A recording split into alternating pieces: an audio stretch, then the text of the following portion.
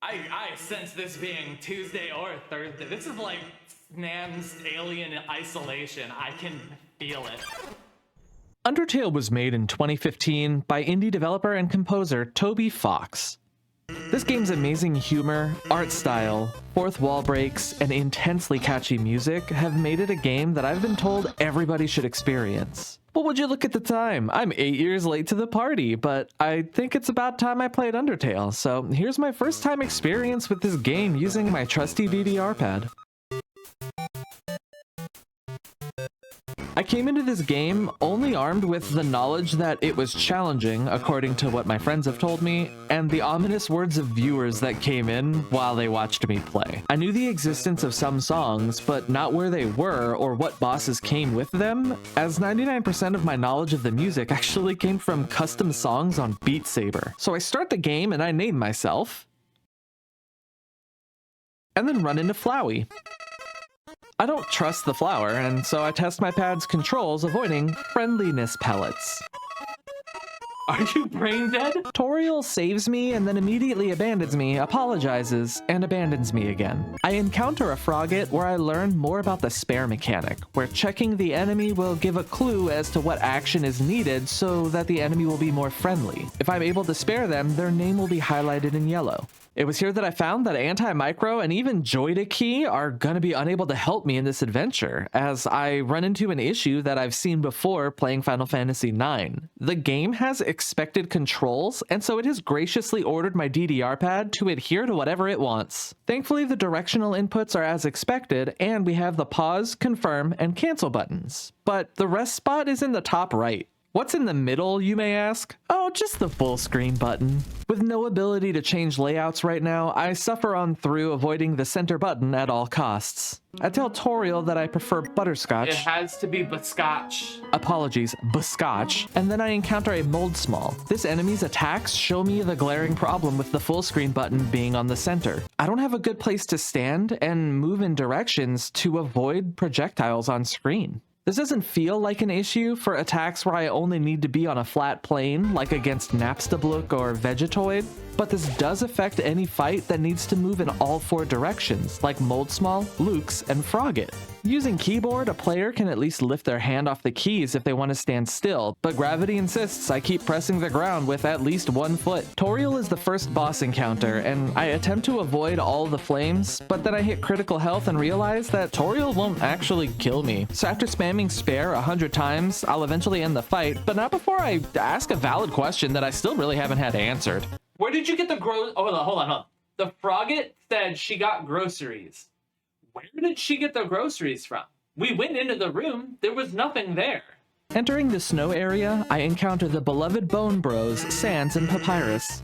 But we're not here for that. We're here for the gameplay. Snowdrake and Icecap are other enemies that I can get away with only moving on one axis, or honestly not at all, so these weren't too much trouble. But Icecap did remind me I shouldn't hit the middle button. A forced fight with a guard doggo introduces me to the blue obstruction, where I need to stay still to not get hit. This is going to be a bit important for many later fights. I forgot this memo in the fight with Lesser Dog, and I see my first game over screen. The next go around, I don't see Lesser Dog quite yet, but I tried out this catastrophe of a puzzle. Here the player needs to hit a big snowball into a golf hole. After touching the snowball, it will gradually shrink in size if it isn't perpetually in motion. Not being able to really stand still and aim my character, it takes me about a dozen attempts and lots of determination. And I clearly win Undertale, but I'll take 1 gold as a consolation prize. I eventually encounter Lesser Dog again and find out his very fourth wall breaking secret. Dogami and Dogaressa are the next forced battle. I have no idea if I'm actually saying their names right, so please don't hurt me. But these two use attacks that are avoidable on one plane. I don't realize this until I game over again though. One attack are axes that the player can move under, then move back to center, and the other attack are rotating hearts that the player can just move up or down and then stand still, and they'll be fine for the most part. The next major fight is against a tiny, oh my god, that's a bigger Lesser Dog, a Greater Dog. Greater Dog's attacks, again, only need left or right movement, so this isn't too difficult with the pad or, as I assume, a keyboard. You want some TLC? Okay, well, then it's time to ignore you. I'm kidding, pet. We're petting the dog. Gift Rot is my third game over, as I didn't heal before entering the area because I didn't know that I would be fighting back to back. Both of its attacks are on one plane though. Before the Papyrus fight, I stop off in the combination Library and Arby's. Hold on. I got this, hold on. Moving forward, the battle against Papyrus begins. First, we start flirting with Papyrus, and after attempting to spare him, he makes the player's soul affected by gravity, and then the battle really begins. The first couple of attacks can be hopped over without too much trouble, although I was so used to only moving on one axis at this point, I forgot that I can jump and move left or right to avoid taking any damage. Losing in this fight doesn't cause a game over, but Papyrus will lock you up in the garage and you need to escape to fight him again. The inability to stand on center meant that I had to be perpetually in motion or jump off the pad to stop moving, which is definitely not impossible, but it made this incredibly annoying. After 3 attempts, I unscrewed the center panel and shoved a piece of cardboard underneath it so that I could step on center. 2 more close attempts and a massive bone later, and Papyrus is spared. Entering Waterfall, I bite off more than I can chew with a flex fight against an Aaron, and then I find Undyne's first chase scene. Oh no. Wiggling through the bridges isn't too rough, but getting hit by a spear means that I get to take some damage, so, let's try not to do that. Soon after is a second chase scene. This is a bit more constricted than the previous one, but Undyne can be baited into attacking a bit too far ahead, and so pausing makes this a bit easier to run through, and she sends me to my true home, the garbage dump. After that night's stream, I tried to wiggle the cardboard under the center button around, hoping to make the pad work with me a bit. So going into day 2, I was feeling a bit more confident. Fighting Mad Dummy, I was able to figure out most of the attacks, but the heart-seeking missiles being able to spawn from all walls did get me once.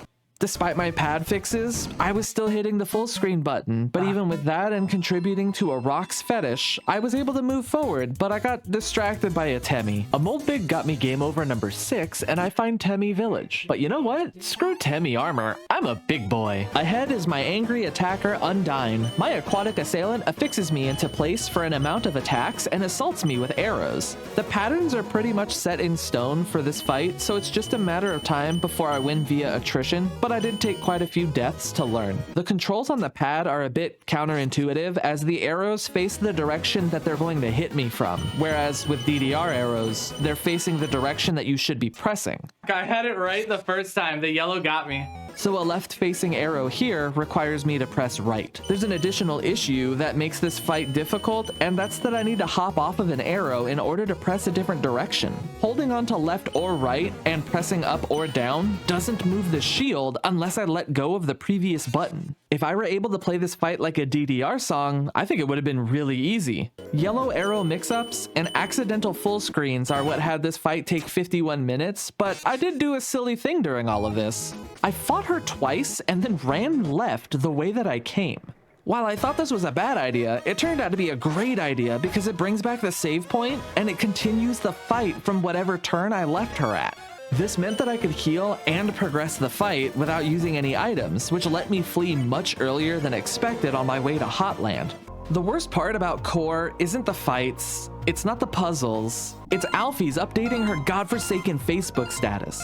The Metaton Cooking Show Jetpack Extravaganza. Wasn't too bad, as I just had to move left and right, and I can now stand on the center of the pad. At this point, I learn about dog residue, which will fill my inventory with more dog residue and dog salad. Dog salad will randomly heal for 2, 10, 30, or all of my health. As I'll only have a max of 20 HP, and the burnt pan giving an extra 4 health anytime that I heal, I have a 75% chance to heal for most of my health. The next boss fight is perhaps my favorite because of color, theme, and music. Muffet turns my soul purple and throws spiders of various formations at me, donuts that bounce, and croissant boomerangs, and I can only move up or down for the most part. Every few turns, she introduces me to her pet Muffin, which leads into a lengthy chase up the web through spiders. This sequence was difficult for me because of how I was pressing the up arrow, and I wasn't expecting so many movements to be necessary. At times, I was moving with only one foot, which was obviously horrendously bad, and that caused my one and only death against Muffet. Exploring around Core, I found a Glamburger in a trash can. I think this is actually what made the upcoming boss fight possible. Mettaton X was surprisingly difficult, and it had no right to be. The ratings value needs to reach 12,000, and it declines whenever the player is sitting on the menu. Actions that I can take are Pose, where I get more ratings the lower my health is, Boast, where ratings gradually increased while I don't get hit, and Heel Turn, where I get more ratings when I get hit. This took a good bit of time, as all of the emphasis on health meant that I had to min-max all of my movement. For once in my time on Undertale, this boss fight was more about unfamiliarity of boss mechanics than controls, cause I was regularly breaking 9 to 10k ratings. The full screen did make its obligatory contract mandated appearance. The min-max strategy that I had found was to start with a heel turn on round 1. I can't move fast enough to shoot the legs and lock them into place for me to not get hit at least twice. From this point on, if my health was at 5 or below, I would pose. Otherwise, I would choose Boast and try my luck at surviving. Round 2 is easy either way, as hugging left or right wall and shooting all of the mini metas in my way gave me room to avoid meta hearts that were thrown at me, so I'd take no damage. Round 3 is tricky, but at worst, it can be done only getting hit once. Here I would wait a couple seconds and then shoot 3 times to retract the legs, move through quickly, and then move to the left and shoot another 3 times. Round 4 has 2 retractable walls with some mini metas in between. It's simple enough to just shoot one wall, shoot out a couple of minis, and then open up the second wall. If I were at 3 or more health, I'd hit the final wall, which would get me some violence points and also let me get big points from a pose with round 5 coming up, which is a pop quiz.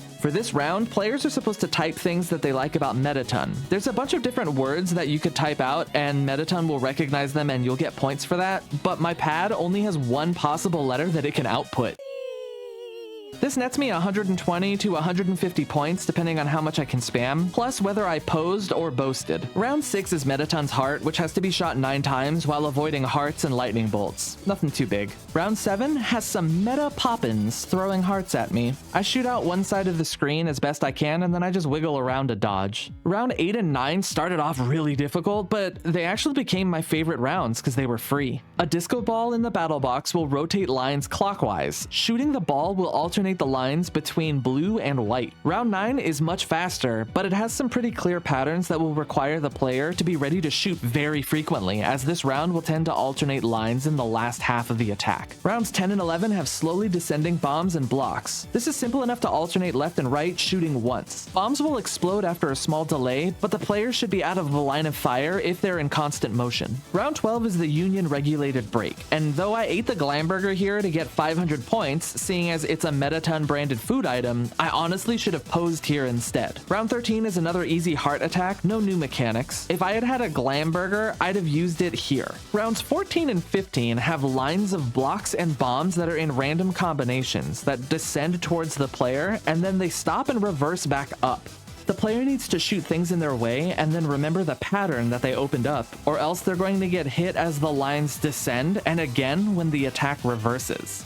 Rounds 16 and 17 are a random assortment of blocks and bombs that slowly descend down the screen, but these are actually pretty simple to just shoot out blocks and then wiggle through a makeshift maze. By now, 12,000 points should be achieved, and this will finally end the fight with Mettaton. Beginning the fight with Asgore filled me with determination and confusion, as I don't have a mercy button. Sir, I can't mercy you. I take an early death to see what the first 2 attacks are and see that his attacks are similar to Toriel's. Talking to Asgore drops his attack and defense, which will make the fight easier as I need to attack him to proceed. The only difficult thing that I couldn't reliably do were his random flames attacks. The semicircles are pretty easy to fit through, and the swiped in flames loosely track the player. The snaking lines of flames pose a threat maybe once per encounter, because if you find the circle to stand in with the first wave, you just need to move up a tiny bit and you'll avoid the second wave. For the axe swings, I learned that moving up and down for orange, bad. Go left and right. There are only 4 timelines where Asgore wins, and then I finally defeat him. He wants to be a big happy family Like again. family, and then you die. When suddenly, Flowey comes in like an RKO. Who could have foreseen this? He's a bad guy, isn't he? What the fuck is he? Flowey becomes A a bug? Photoshop monstrosity, That's not what I was expecting. and I do my usual exploratory death. The semicircles of pellets are like Asgore's random flame attack. I'm never dodging them, and I hope one day that the projectiles will treat me as one of their own. The vine attacks are pretty easy to strafe out of the way, and the tri-spreads leave a dead zone to sit in and slowly shift off to the side. Flamethrowers have a range, but the animation is so fast that I resign myself to getting hit. I encounter the cyan soul and then get healed back up. Unbeknownst to me, every soul encounter acts as a checkpoint, so I don't need to worry about redoing the entire fight over and over again. From here, a few new attacks show up. A Venus flytrap sucks in some flies, and moving up and down is simple enough. Some smiley-faced atom bombs will drop from the top of the screen and explode. I originally thought this was a simple dodge left or right, but it turns out that the explosions also hurt, so even though I dodge, I still eat a ton of damage from these. Some teeth monsters bounce around the screen, some finger guns fire fingers.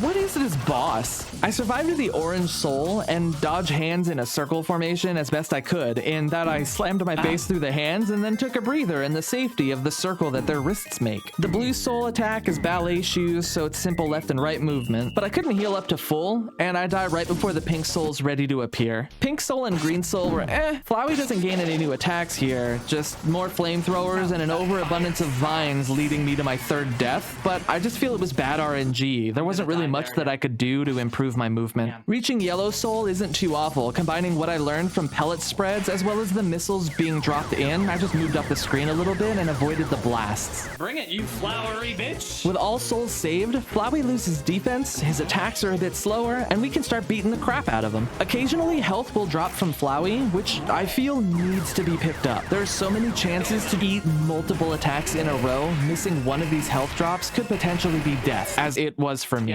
Flowey's defeated, we mercy him into running away, credits roll, and neutral is complete with a total of 41 deaths. I'd say not bad, honestly. Reloading the save to do Pacifist, I do the dating sim and enter True Lab. The first two amalgamations weren't much trouble, but the amalgamation in the fan room got me with the doggo rocket ship. The save point amalgamation though, there's an attack it does where the battle box is turned into a toothed mouth, and I need to move the soul to a safe middle section before the teeth chomp together. This is difficult to set up because half the time is spent moving to center, then seeing where the next gap is and lining up in time. It's much easier if the gap is on the top of the box, because the box will push me down safely as long as I line up in center, so I don't need to move up then down. I just need to move up. Its other attack isn't too much trouble, but the full screen button attack does make a guest appearance. After all the talking, we've made it to the true pacifist final fight. I start the Asgore fight like normal, but then he gets smacked out of the way and everyone shows up for a reunion.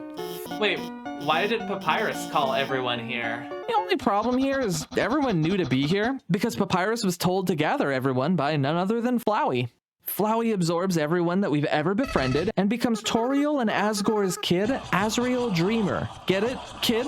Because he's a goat? Please laugh. In the act menu, Hope will reduce damage for that turn, and Dream will give an item in your inventory that fully heals, but I had so much dog salad, I didn't even use it. Azrael's hardest ability to dodge is probably when he sprinkles fire on me, just like his parents. The Starfall's pretty easy to weave through, his Pikachu impression is easy to strafe through, and when he tries to turn my soul into sashimi, I just follow the direction that he floats in. Chaos Buster looks scary, but it really isn't. Guide lasers will come out of a blaster. If I saw 3, I'd just move a little bit to the side. If I saw 4, I would just stay still. Creeping to the side little by little, eventually the gun will fill up with rainbows and it'll Kamehameha a blast that's pretty easy to dodge. Another attack from Azrael is the dreaded full screen attack. Ah, damn, he got me good. Once Azrael turns into a goat trying to eat the world, you pretty much can't die. So after saving all friends, pacifist ending is done. And now the final ending, Genocide. I grinded ruins mobs in this area amid a horrifying realization. So I know that this zone Toriel is the boss, but I also know that this tutorial area is one of those places. This is the tutorial area. Her name is Toriel. No! This is my first time playing the game. I didn't even think about that. But I make up for it in a little bit. Bye. For Snowden, I grind mobs over here, and then Waterfall mobs I grind here, and then I start the first real boss, Undying the Undying. I thought that Pacifist Undyne was a pretty rough fight, but the arrow attacks in this just feel so much faster. Quite honestly, this fight isn't hard, it's just time consuming. Much like learning a new DDR song, most of the Undyne fight is stepping on arrows in specific patterns, so memorizing the patterns is a majority of the battle. When the soul is green, the hardest parts are the faster moving arrows. As previously noted, I can only press on one arrow at a time. This made left and right taps on turn 2, and these fast up left, up rights really hard to keep up with. The easiest rounds to me were the slow moving ones. I used to mess around with people in DDR by playing this song called Bag, but without modifiers, so the step chart looked like this. Using peripheral vision to see what arrows were coming up next served me well back then, as well as here. When the soul is red, the hardest part are the spear circles. These attacks killed me the most, as if the spears were alternating, I couldn't mentally shift in time. Some success was seen, briefly pausing at the tail of the spear and then waiting for the circles to close in, but I didn't test this enough before finishing the fight.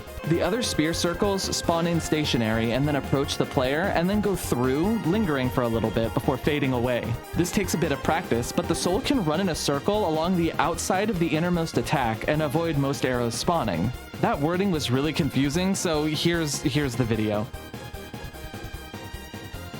Turn 17 is when the green heart attacks stop and Undyne keeps using spear dodging. After 2 hours and 12 minutes, accumulating 36 deaths, Undyne is defeated and she melts away like a pint of ice cream on a Florida beach in July.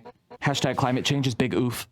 Moving forward, I stall the Muffet fight because she's honestly my absolute favorite boss, but after I see her pet, it's time to move on. F's in chat for Muffet. I grind out the enemies here in core, and now, the moment I know all knowledgeable Undertale players were waiting for. Me having a bad time. Shit.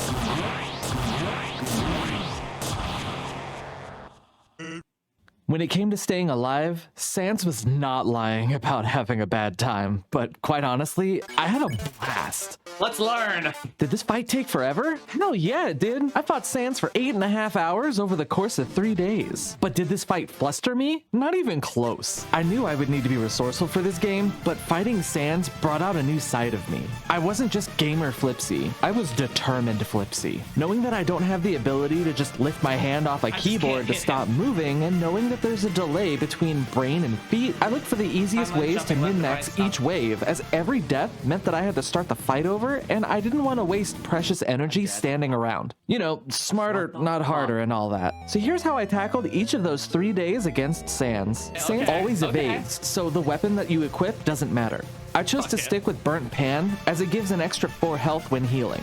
As for his attacks, if the player's soul gets hurt, it doesn't take a chunk of damage like it did in previous battles. Instead, part of the health bar ticks down like a dot, which is referred to in the in-game world as karmic damage. The big thing to note is while the dot exists, while you slowly lose health, you still have the health. So if I took a big hit that would have given me enough karmic damage to eventually hit 1 HP, I still had whatever health was left. I would take this opportunity to do 1 or 2 more turns, because if I got hit, I was gonna lose that health anyway.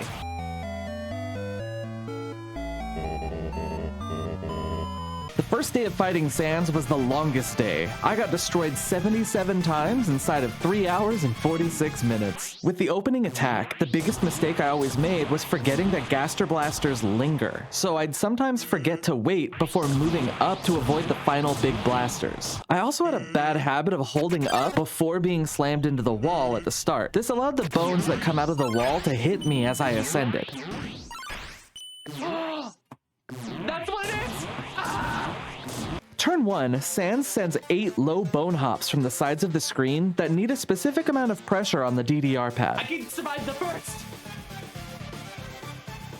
Too much pressure and I'd hit the top bones, and too light of a tap, I'd hit the bottom bones. This took a bit of getting used to, and even when I figured it out, the results were wildly inconsistent, so I just almost always expected to be hit once or twice here. Turn 2 is a Papyrus special, with bones that alternate blue and white coming from the sides of the screen. The same amount of pressure is needed from the previous turn to jump over the white bone, but it has to be done early enough to not be caught moving when the blue bone sweeps by. Players can jump a bit higher and move in the direction of the attack, but I can't move back and forth fast enough to make this work. I tried. Turn 3 sees random heights of bone hops instead of all lows like turn 1. These were actually easier than turn 1, as I could see how high I had to jump and simply let go of the button. Turn 4 is pretty simple and basically free, but the last platform needs to have a lower jump because of this ceiling. Turn 5 eventually became easy. The Bamboozle is the second trio of platforms here, where you should not jump, but instead let gravity take the wheel, and then 2 light jumps to clear the rest of the platforms.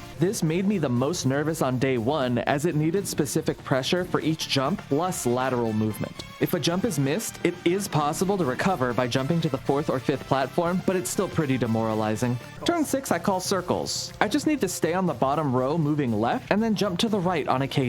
Turn 7 is a trio of bone walls. Most players jump over some of these, but jumping and navigating in the air is too intense for my legs, so trial and error paved the way forward for me. Damage can be avoided by moving slightly to the left, then all the way to the right after the first wall. From here, I just wait until I'm back between the first 2 walls and then jump. Turn 8 is a slow set of Gaster Blasters. They'll come down on the left or right side of the battle box, facing the top, middle, or bottom row. And getting hit by these is infuriating, especially if they give you a bit of a haircut. The best place I found to stand was here in the bottom row. If you saw a blaster come down here, you could make a full jump, and then before coming down, you could see where the next blaster is going to be. If it's going to the middle, don't do anything. If it's going to the bottom, you can move left or right to land on a platform. This strategy helps in the event that I hit turn 13, which is this, but quicker. Turn 9 is another trio of bone walls, but I do the opposite of what I would on turn 7. I go to the right on the front of the platform, and then I move left as far as I can, safely. I'm emphasizing safely, as if I move too far back, I'll fall off the platform. I honestly expect to take damage on this turn, as if I don't get far enough back, I'll get nicked by the third bone wall, and I'd rather lose 5 health than 50. Turn 10 is the same as turn 1, just 8 low bone hops. Turn 11 is what I call jump rope. Low bones on the floor move right, while tall bones on the roof move left. This is probably the move that killed me the most overall, as the player's soul moves a bit faster than the bones, so I had to jump early, but not too early, land safely, reposition, and then jump again. There are a lot of moving parts here, and there's no room to course correct if something goes wrong. Turn 12 is the same as turn 3, random heights of bone hops. Once the player hits turn 12, Sans will throw a random attack for every turn that he wasn't attacked. The most common attack that I saw were faster Gaster Blasters I have to master to avoid disaster. Also, attacking, which makes Sans say something to the player, is the only way to progress the fight. This meant that I needed to make it to the halfway point, healing only once, or preferably not at all, so I could heal to full when Sans takes his break, but I couldn't even manage to make it to turn 7 without healing. Most attempts I was healing twice or more. I wasn't getting mentally fatigued, as I was making it to the same spots consistently, but my feet were hurting after nearly 7 hours of stream, so I called it quits for the day and soaked my feet in some ice.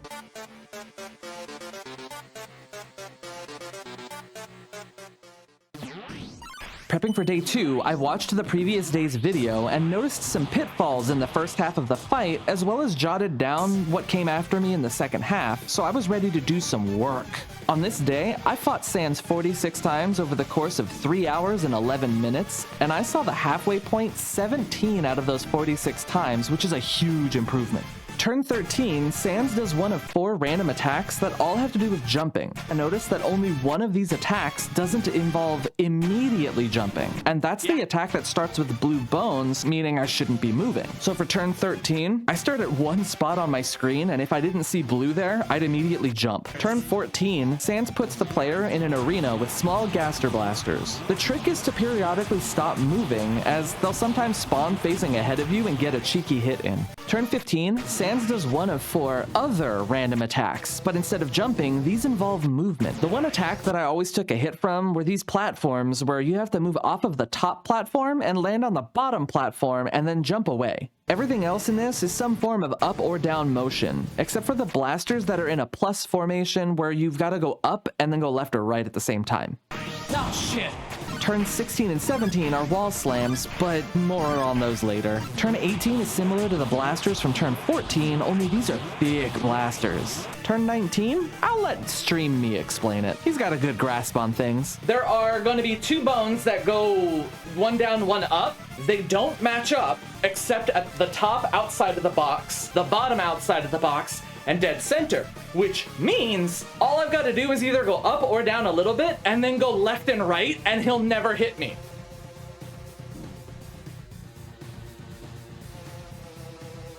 Turn 20 is just a nightmare. It's any 6 random attacks that came from turns 13 and 15. The main thing I knew I needed to nail down were the wall slams. Here, Sans changes gravity based on the direction that his arm is pointing, and then bones come out of the wall that the player lands on, so I need to jump in the opposite direction of where Sans is gesturing. I'm like 99.9% confident every player who's ever done a Genocide run has done 2 things. They blocked in the direction Undyne's arrows were facing, and they pressed the direction Sans was pointing. An idea that I had to try and circumvent this mental trick was to turn around and try to follow his hand movements, as this would make my up be game down, my left be game right, and vice versa. The problem I had here was because I was turned so much, I kept using only one foot, so sadly, this plan didn't work. Following Sans' hand is a problem for the same reason as his opening attack. If I'm holding a direction when he slams me into a wall, I'll move far enough away to hit the bones as they rise. But eventually, my main problem became healing. Dude, dog salad's been dog shit.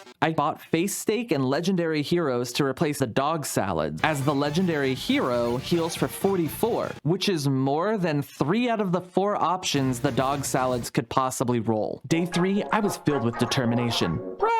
Up until I ran into a hardware issue. Half of my pad's arrows were acting up, and I had a feeling it was because I had stuffed cardboard and paper towels under the center button to prevent the full screen button from being pressed. Thankfully, my genius mod Valora came in with another save, unplug the button from the controller. So I did.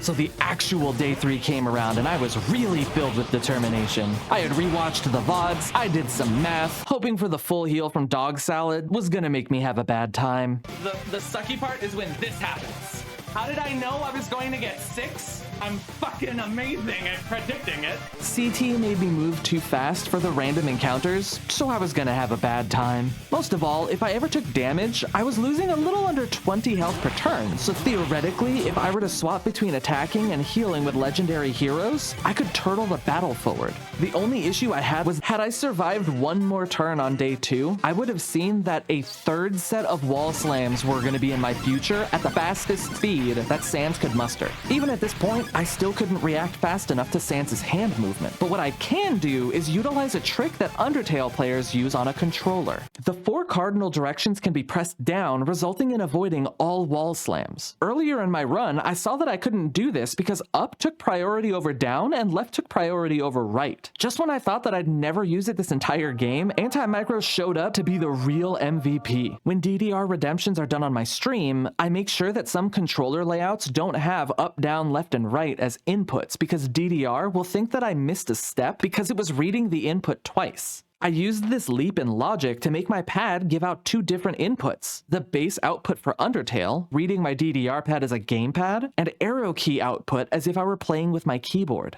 This allowed me to hold down all 4 buttons and survive all of the wall slams flawlessly. We called this the Anubis strat because, well, see for yourself. Similar to the first half of Sans, anything after the 3rd set of wall slams is completely random, and the number of turns that I see this attack is equal to the number of turns that I heal. But eventually, I see the rarest line of the entire playthrough, here goes nothing. Sans throws the kitchen sink at the player. 4 wall slams, followed by 3 sets of up-down bones, a winding tunnel of bones to dodge, a horrifying flashback to the 3rd level of Battletoads, and more bone walls. These bone walls are actually not random. I simply alternated jumping up left and down right. But after these bone walls, we come to the rings of Gaster Blasters. The player needs to move in a counterclockwise circle, staying in a tight enough circle to not fall behind, but not too tight that the blasters destroy whatever precious health points you have left. After 1 hour and 36 minutes and 12 deaths, Sans is finally defeated on day 3. I cheered so loud, my microphone simultaneously told me to shut up and asked me if I was okay and needed an ambulance. Let's fucking go! But I didn't. I defeated Sans and ate something I'd been keeping in my refrigerator for 3 days. Victory cake. I got cake. What do you got? You got nothing, Sans. And with Sans dead, Genocide is complete. As the end moments roll, I have to say, most great games have that one level that everyone hates, but this game was an absolute joy from start to finish that I regret taking so long to get to. If you know someone that hasn't played this game yet, find a way to make them. If you haven't played the game yet, you absolutely need to. Thanks for watching, and I'll see you in the next video. What'll I be playing next? Well, come hang out with me on Twitch and find out. Have a good one. And here's some extra bits that didn't quite make it in. You weren't expecting the bone to be title of my sex tape. I know. No, you're not supposed to be that far in. That's what she said. This means that I can, you know what? I'll just go forward the normal way. I'm already halfway there. Whoa, living on a prayer. Fuck you, Alric. No, I play games on a DDR pad. That's my gimmick. And this is my first time playing Undertale. So, 2 birds, 1 stone. I get to experience a really good cult classic, and also I hate myself. Using my hands, I'm actually way worse at this. I tried it earlier today before I started stream to do this with my hands. I can't make it to the halfway point. Sometimes I get hit, sometimes I don't. Sometimes I feel like a nut, sometimes I don't. Heats Flames Man. You sound like a rejected Mega Man villain. He dabbed some bone cologne behind his ear. Marinara sauce behind... Realize he doesn't have ears! Skeleton with very high standards. Okay, hold on. This is so painfully relatable. But I can also make spaghetti. I'm so torn. Yeah, you guys are right. Making spaghetti is pretty redeemable. You're meeting all my standards. The firewall. Fuck you. If they don't... It's video game logic. It's gotta be whoever teaches you how to fight first. So yeah, my guess is Flowey. I have played at least one video game before. You remember the day after your son died? The entire underground was devoid of hope. Was there a tale of this underground? Was it an Undertale? Ah. I get it.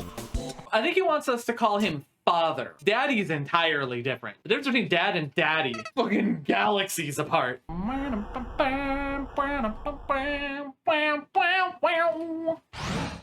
Oh, I can just make my way all the way to the top floor. Left 3. Why does the elevator go left and right, actually? I know, I shouldn't give up. That's why I'm not. I got 1 hour and 15 minutes before I can start thinking about giving up. You can think I can make this hallway shorter, though. Nothing like beating Genocide on a Sunday. You're right. Doing just what the Christians would do, crucifying this universe's Jesus. I mean, okay, so I gotta point out, this flower, serious fuck me eyes right there. At the same time, he does have the soul of 6 kids. The bite of 87? I should be smiling too. Aren't I excited?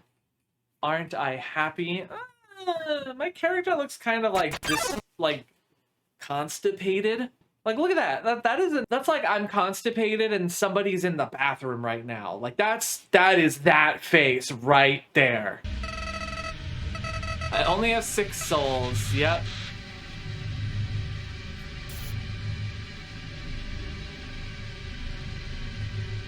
Why does he only have 6 souls? If this is Azrael, Kara died, Azrael absorbed the soul. So that's 1 human soul and 1 monster soul. So if they collected 6 others, why isn't Flowey already God? Because that would be 7 and 1. I didn't come to this video game to do math.